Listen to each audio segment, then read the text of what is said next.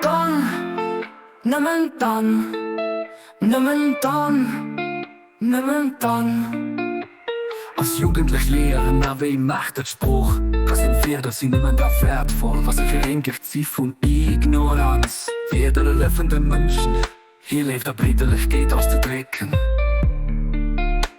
Oh Herr, stärkt es sagt bei mir, ja, für dat jeder in ein paar Mat Pflichten geht. Kein ablehend, kein ablehend.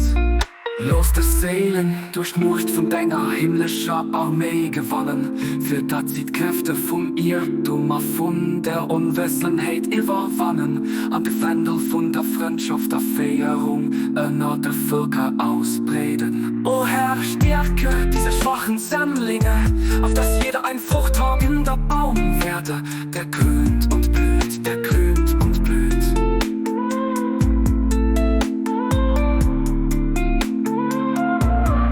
Mach diese Seelen siegreich durch die Macht deiner himmlischen Herrscharen, damit sie fähig werden, die Kräfte des Irrtums und der Unwissenheit niederzuschmettern und das Banner der Kameradschaft und Führung unter dem Volk aufzurollen.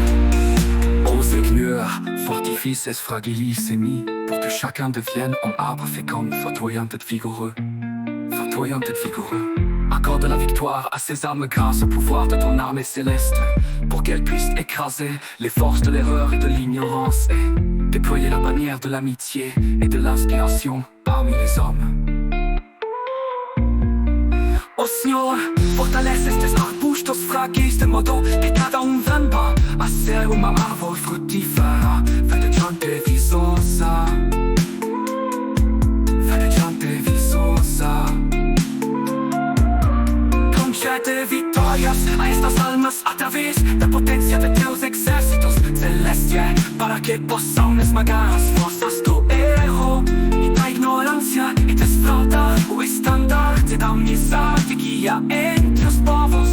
Oh Lord, strengthen these fragile seedlings, that each one may become a fruitful tree, verdant and flourishing, verdant and flourishing. Render these souls victorious through the potency of thy celestial hosts, that they may be able to crush the forces of error and ignorance.